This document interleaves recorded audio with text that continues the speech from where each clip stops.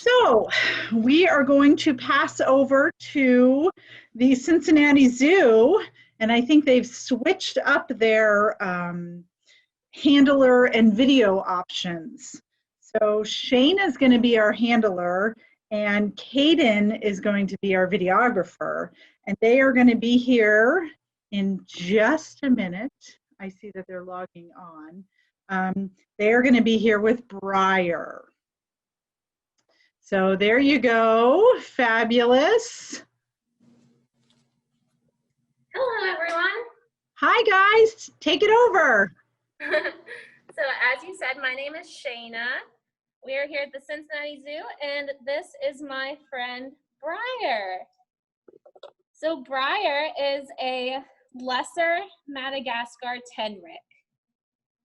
So a lot of the kids, when they first see him, always say, "Ooh, a hedgehog."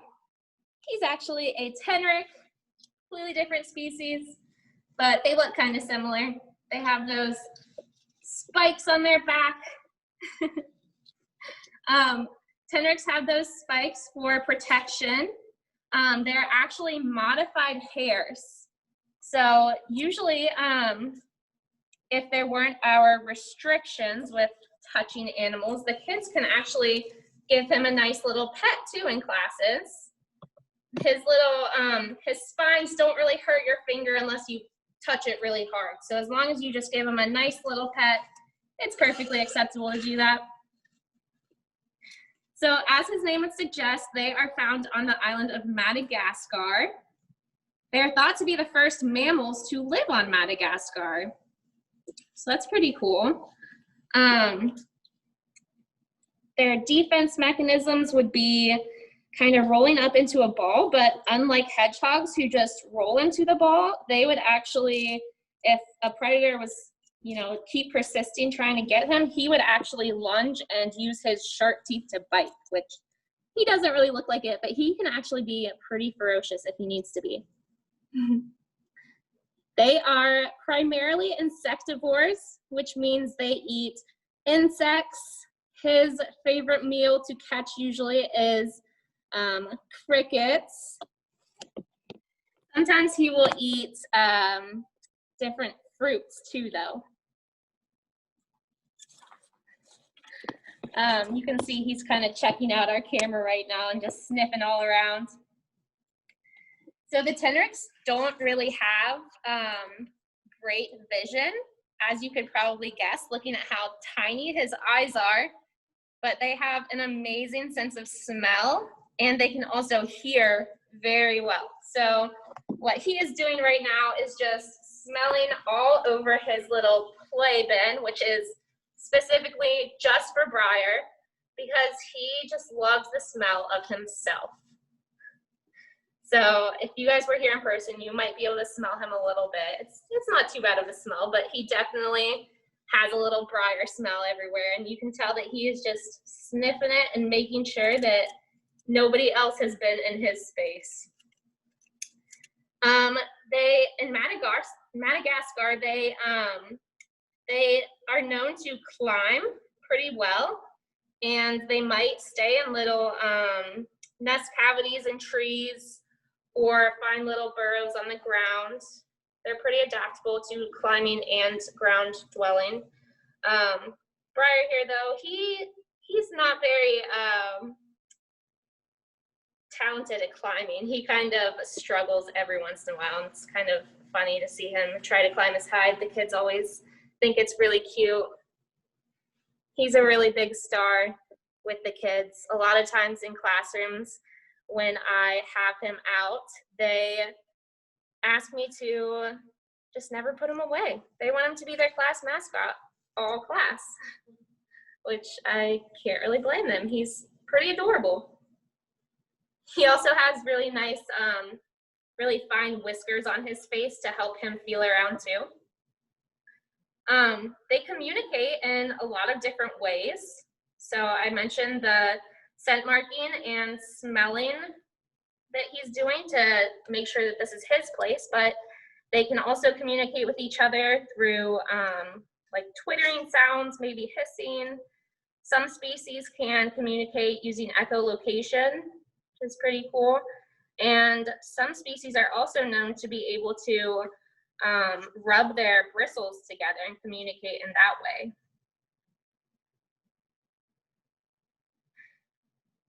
They're usually solitary, naturally, and they are nocturnal.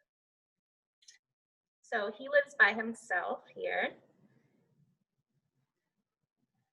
And he is 7 years old.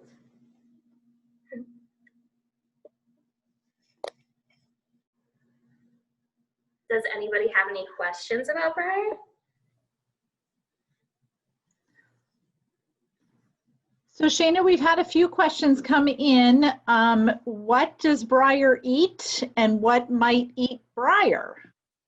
Good question. So he is primarily an insectivore, which means he eats bugs. They're pretty opportunistic eaters. They will eat pretty much any bugs that they come across. Here at the zoo, he really likes to eat crickets. He also gets this kind of special diet of chopped up bugs too, just so he doesn't always have to catch them, because sometimes they can get away, or sometimes he might not be hungry for it. So he gets that too as a supplemental bugs as well. And they will also eat fruit sometimes too. And you can see his climbing skills that I was telling you guys about earlier. Things that might eat him include birds of prey, snakes, maybe some fossa where they're found. Those would be the main animals that will try to eat him. Hopefully those spines, though, would deter a lot of them.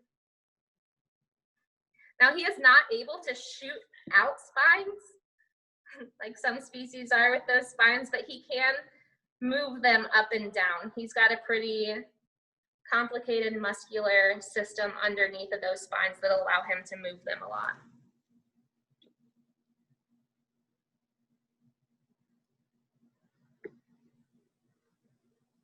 You can also see he kind of has these long claws. That helps them to climb in trees and to hold on to things while they're climbing. So Shayna, I think you said he was 7 years old, is that correct? Yep. And how long might they expect to live in the wild or captivity? So in the wild, they usually live about 10 years, but here at the zoo, I know that we have some tenrecs that are approaching 20 years. So captivity versus the wild, they definitely can live longer here at the zoo than they might in the wild. So hopefully Briar here still has a long life ahead of him. He's a favorite with a lot of the students here.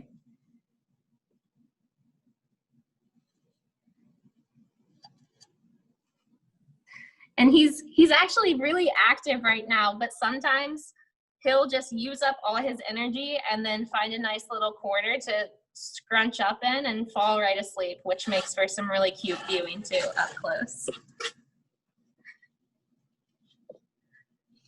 And he loves all of his little toys that he has in here.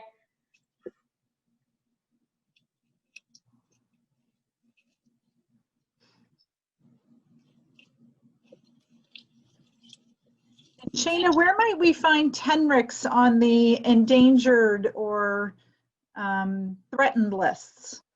So they are currently not a concern, but as any animal that lives on an island, they do kind of face habitat loss.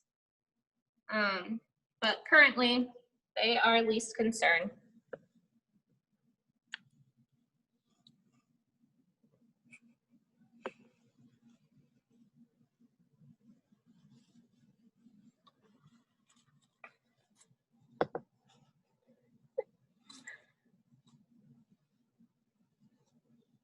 And it's actually pretty cool to see him catch a cricket. I've seen it one time, and he's usually pretty slow and docile, but man, when he was going after that cricket, he was fast.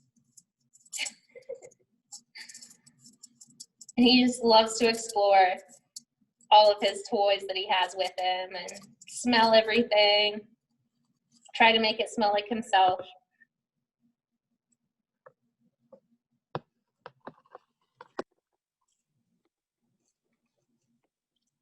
Now, Shayna, I know you mentioned a lot about his smell and his sense of smell, but do you notice that he has a smell? Yeah, so it's not really something that I could explain. I've never really smelled it before, but it's kind of just a little musty smell, I would say. I don't think it's that bad. But you definitely notice it when you smell his, this little play box that he has in his carrier.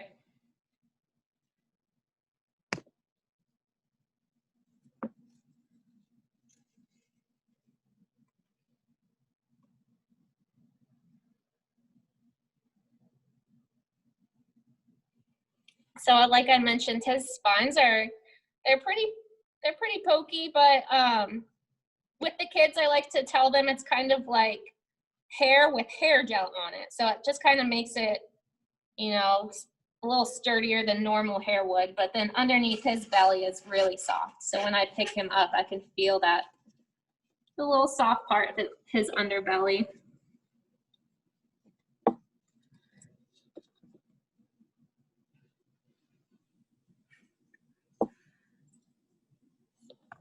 And last question, Shayna, do you have any wonderful personal stories to share about Briar that you've experienced? I have a really cute story. I mean, he's always great in the classroom because of just, I mean, look at his face. How could you not love him? But he has really translated so well to our virtual programs because he is just always all up in the camera, like you guys have seen that he's been doing. I have kind of a funny story of one time when I went to go grab him for one of my classes. He's usually hiding like underneath stuff, and I pulled him out and he had red stuff all over his face, and I thought that he had somehow maybe scratched himself or something, so I was kind of nervous, and I walked up to one of his caretakers and I was like, "Is he okay?" And they're like, "Oh yeah, he just had strawberries earlier. Do you want me to clean it off? Is it gonna scare the kids?" And I'm like, "No, leave it on. They will think that's hilarious and so cute." And they loved it. It was a huge hit. So I always think of that story.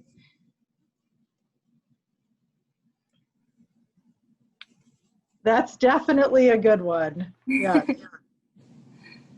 Well, Shayna, and I'm guessing that's Kaden that's doing all of our video work. Yes. I want to thank both of you. You guys did an amazing job today. And for our attendees, the zoo will be back again tomorrow at 3:15 with another animal encounter, and then again at 4. So stay tuned. We'll get to meet some of more of our fabulous zoo ambassadors.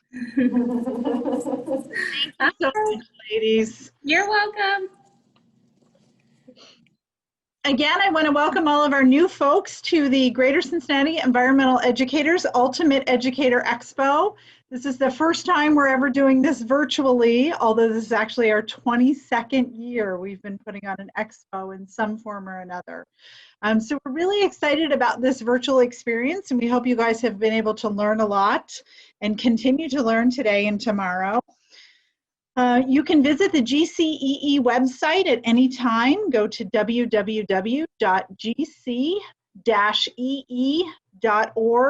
and you can find all of our member information on there. So 30+ members offering virtual programs and field trips and activities and grant opportunities, all contact information, all of that information is on the website.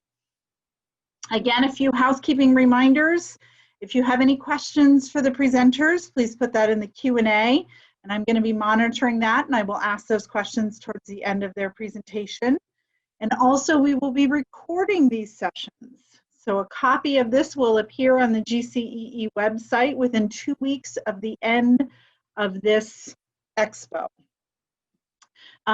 Finally, for our breakout session this afternoon, we will have a door prize, and we will call out a random name from the participant list. We'll ask you to identify yourself, and we will use your email that you signed in today with to get in contact with you to make sure that you can get your door prize. If there's any handouts from this session or any other session from this week, they will all appear on the GCEE website.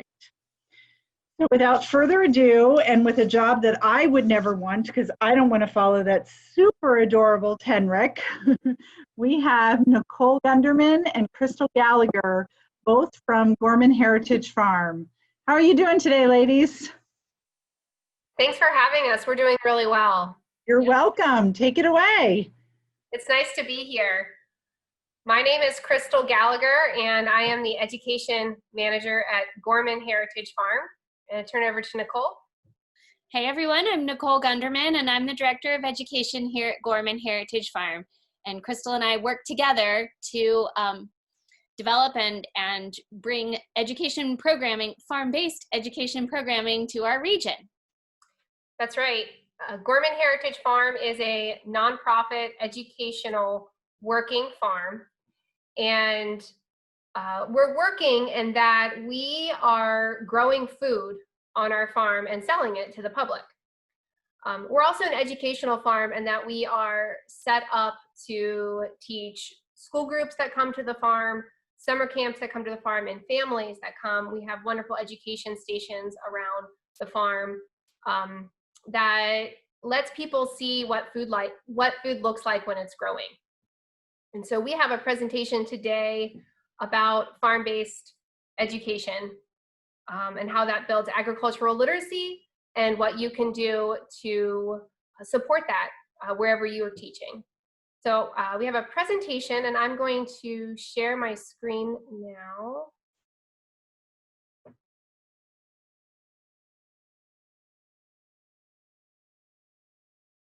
There we go. All right. Awesome. It looks like, okay, that'll be great. Can you see my screen, Nicole? Awesome. Cool. The great thing about farm-based education is that there is no farm required. These are projects that you can do in your classroom, and the farm is here to support you. What does farm-based education mean? It's education in the context of a farm. It's taking the same learning goals and standards that we're all working on in our classrooms and puts them in the context of a farm. Puts them in the context of growing food, fiber, and fuel. Those are what we call the 3 F's. And so when you're thinking about, what should I teach about? You can start with these 3 F's. I have a few examples here of what that might look like. Fiber being like fiber that comes from a wool sheep, like here, or cotton, or flax or hemp. There's food, and also fuel is a big farm product in Ohio, and it's worth mentioning that a lot of the corn grown in Ohio gets turned into ethanol.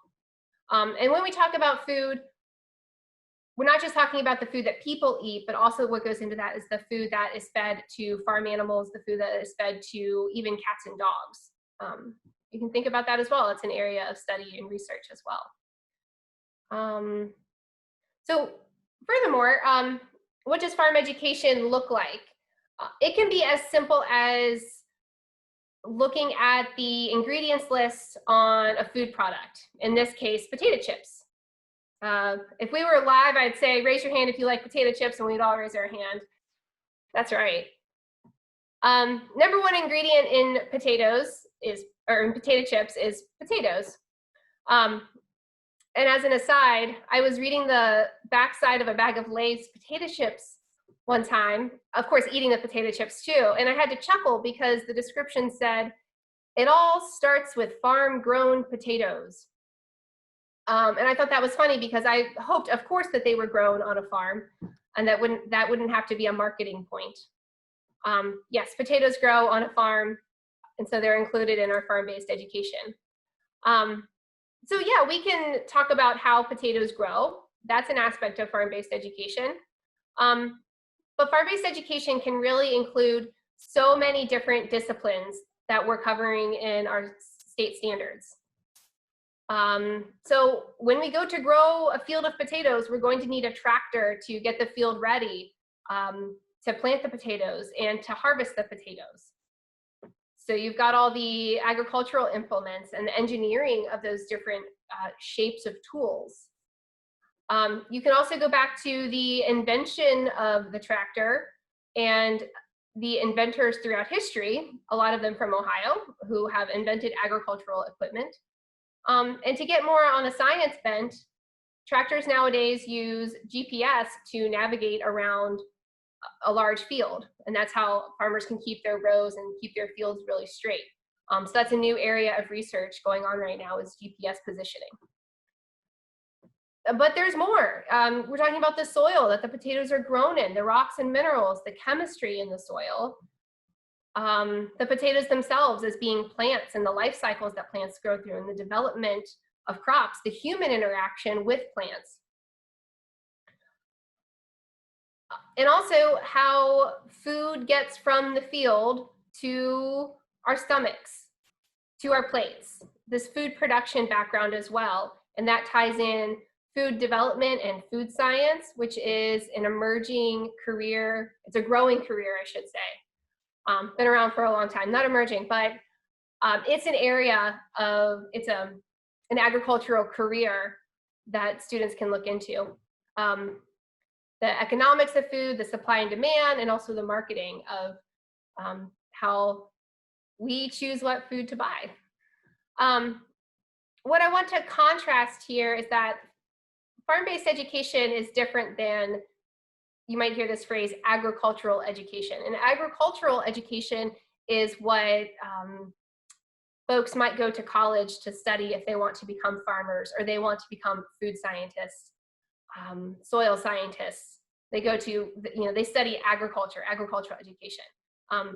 Farm-based education is more in the classroom, and it ties different pieces throughout the food system in order to give people a better concept of how food is grown and how food gets to them, which brings us to this concept, agricultural literacy. And I'll let Nicole talk more about that. Thanks, Crystal.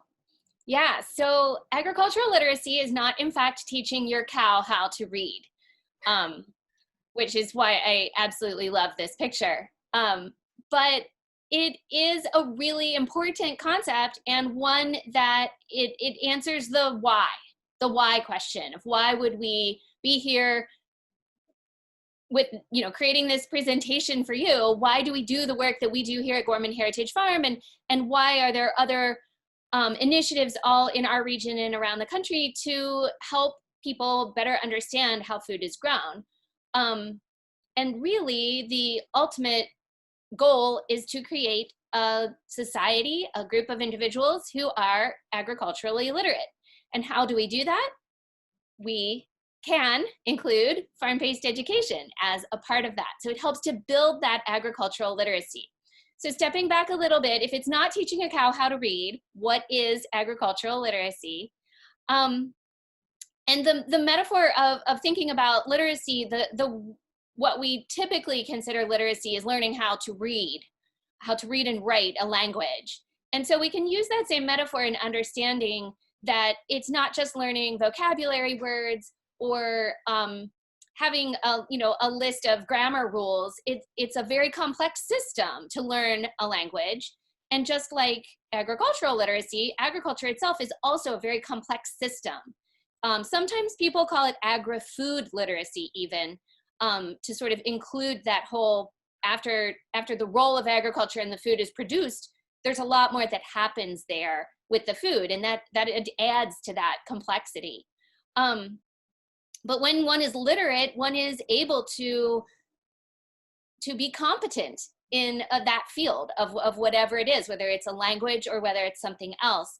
And so ultimately what we want is for people to have that competency, because the deliverable, what happens when we have a competent, agriculturally competent or literate society, is that society as a whole can make better policy decisions or healthier decisions, just informed decisions, and also So that's on a broad level. And then also on a very personal level, very healthy decisions individually. So if we're helping children through whether it's a school garden, which is just one piece of the development process, farm to school programs, field trip programs, virtual programs, watching videos, learning about the food system, all of those pieces, not one piece creates a literate citizen, but all of those pieces can come together.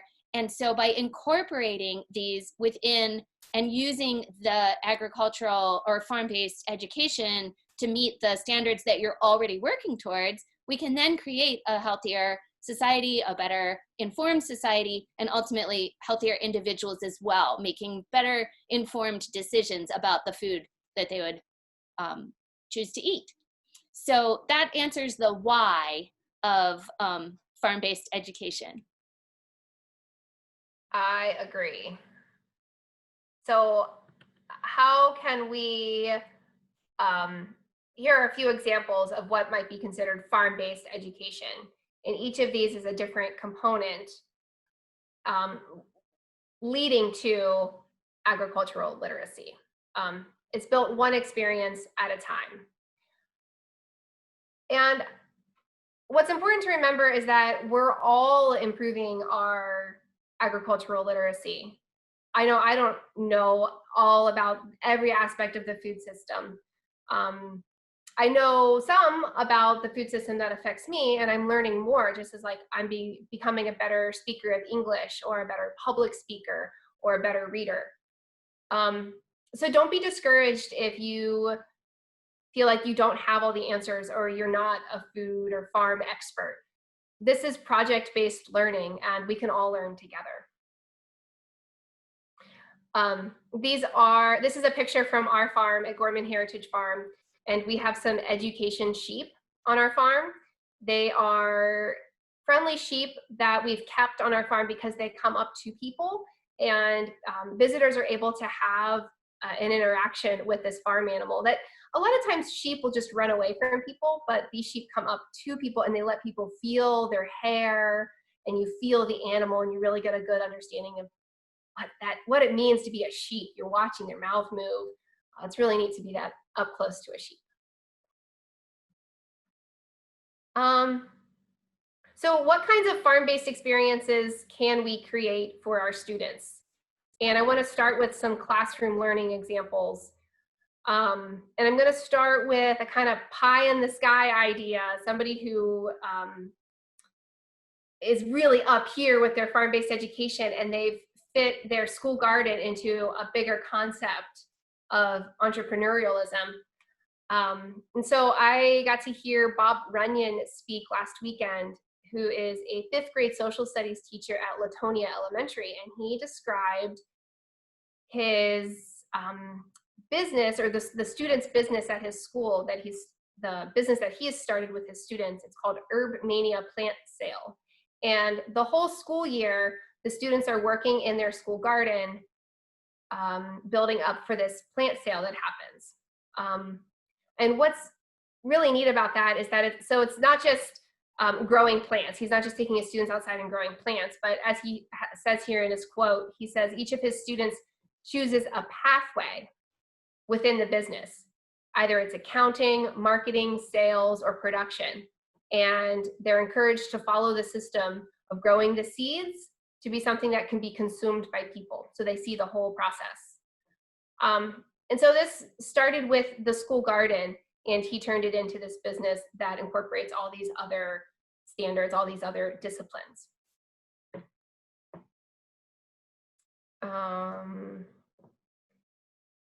If you don't have a school garden, there's still farm-based learning that can happen at your school, and even incorporating the schoolyard that you have outside. So this classroom project idea, I call it Design Your Own Farm.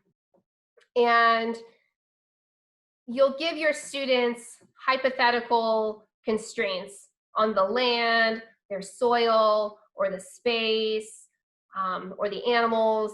And the goal is for them to design a successful farm.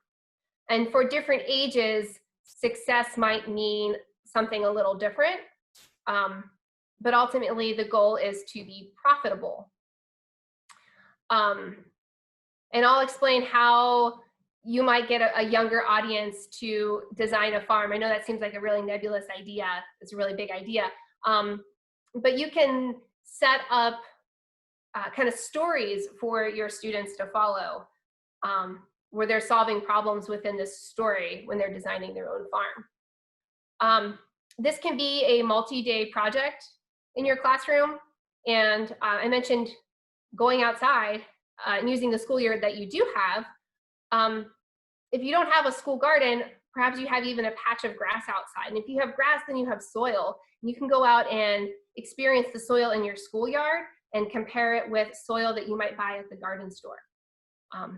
Things like that can tie just the land that you have outside, the nature that you have outside your school with the project that they're working on.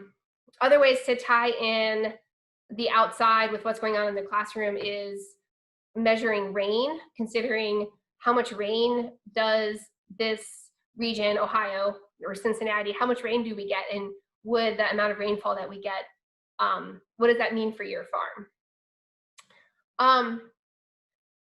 And the reason why I have this picture here is if you ask certain students to design a farm, they might say, yeah, I want a horse and a cow and a pig and a goat, because I love all those animals, and they'll all live in the barn together, and it'll be great.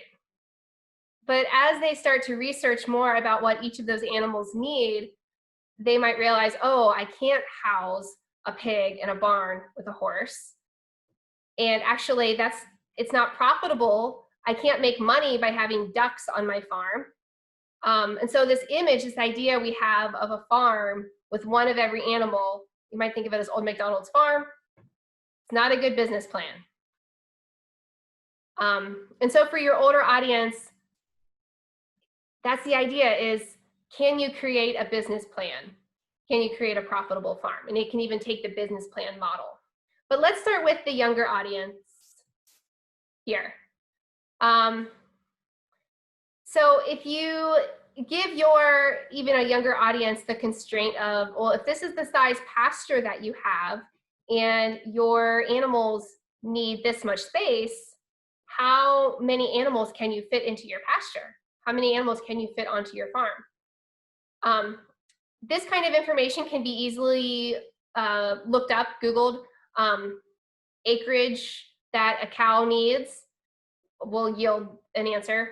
I don't even know off the top of my head, maybe an acre. But these shapes are just relative to the size of the animal. The bigger the animal, pigs I know are more destructive and they need a little bit more space than say a sheep. You can fit more sheep on the same size pasture as you can a cow. So for the youngest audience, they can start to problem solve and start to think like a farmer.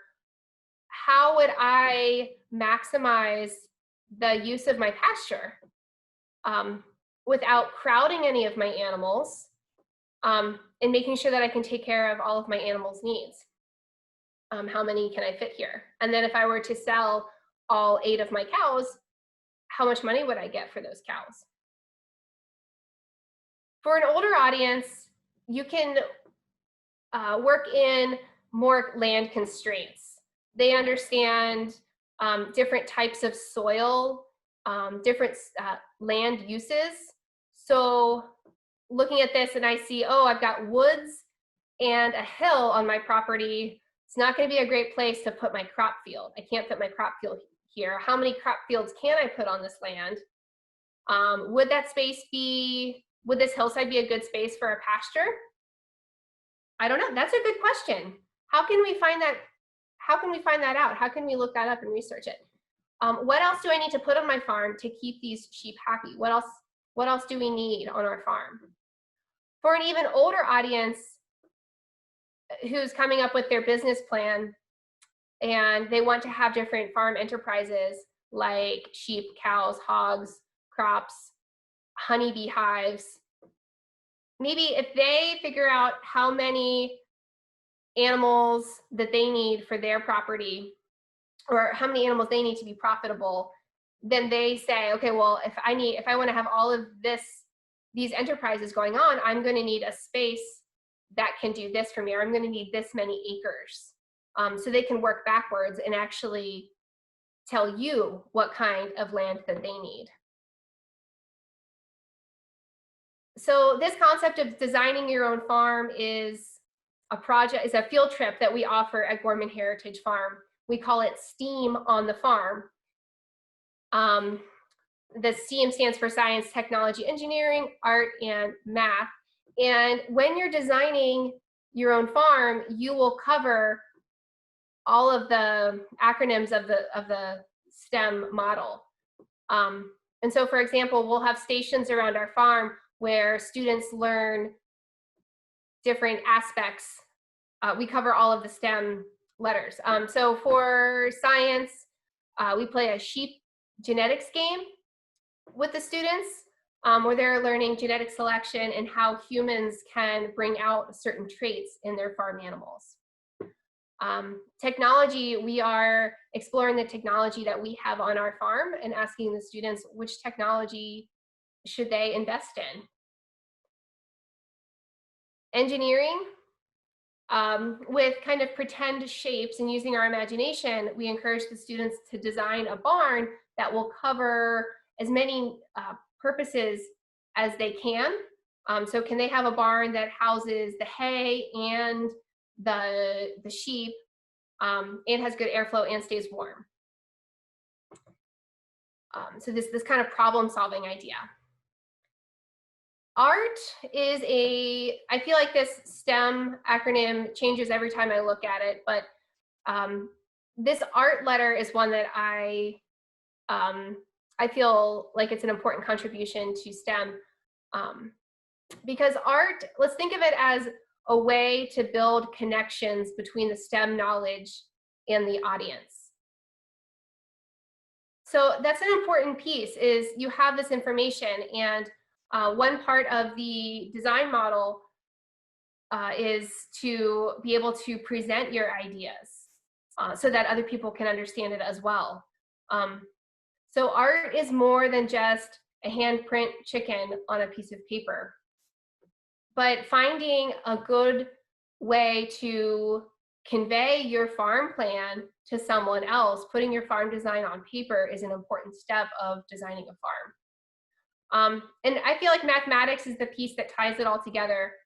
Considering the market price for various enterprises, is your farm profitable? Do you have a good business model?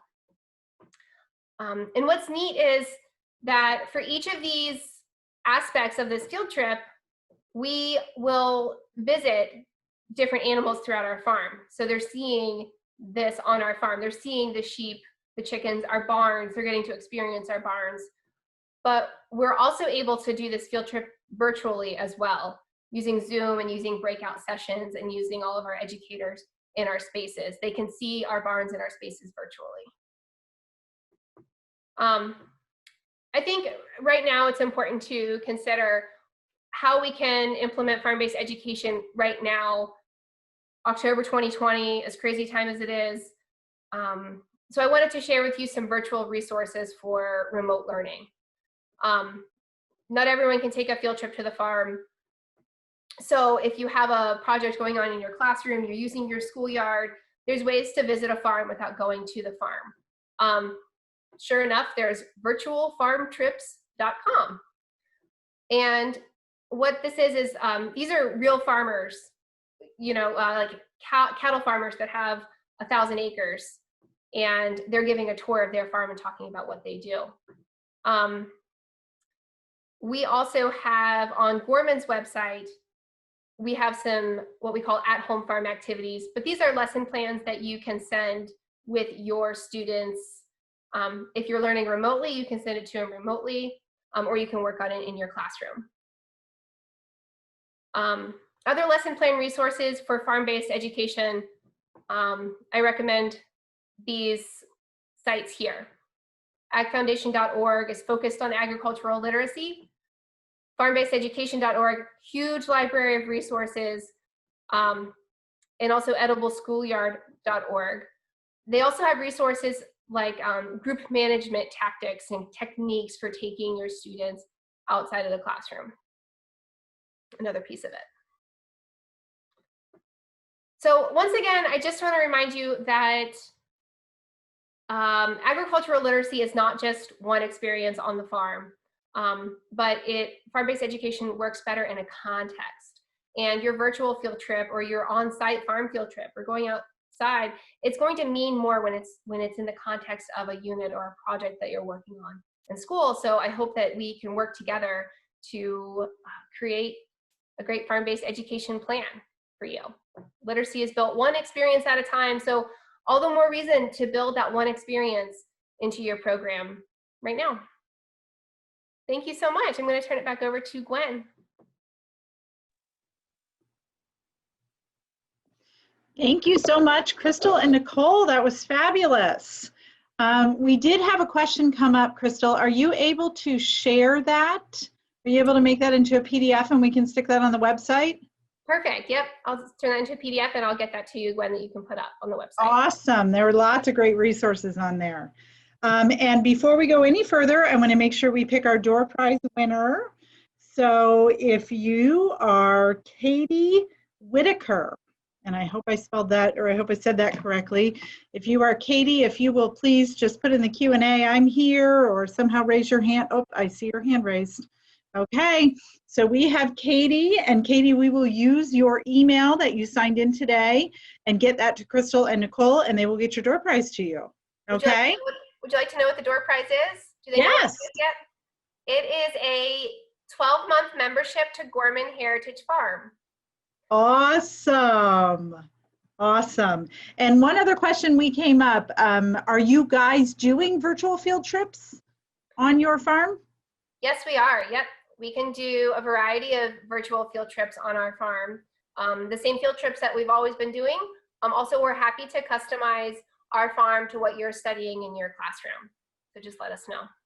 Fabulous. We're doing on-site field trips too. I wanted to make that clear. If it's an option, you can also come to the farm.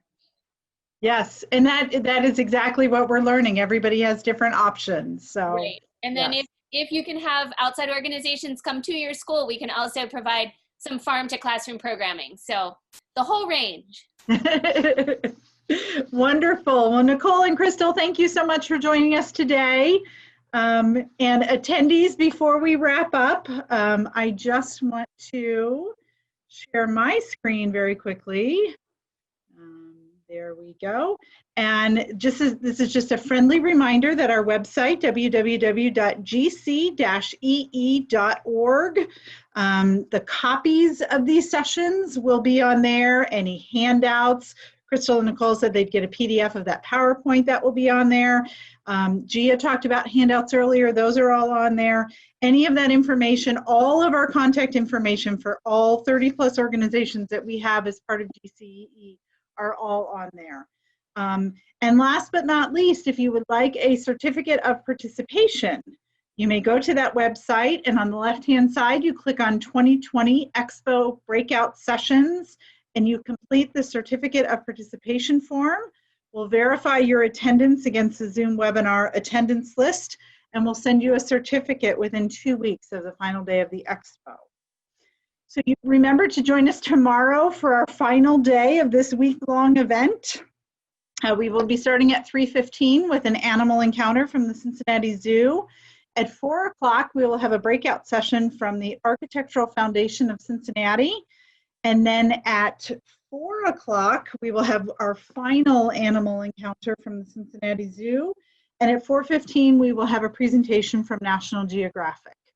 So please make sure you join us tomorrow, starting anytime after 3:15. We would love to have you. And if you know of any other teachers that might be interested, there is still some space in the registration. So feel free to go on the Zoo's web page, get your registration, get your Zoom link, and we will love to have as many folks as we can get. So I hope you guys have a wonderful day. I want to thank all of our breakout sessions presenters and all of the Zoo folks for helping us out today. And I hope you guys have a wonderful evening, and we hope to see you tomorrow. Thank you very much.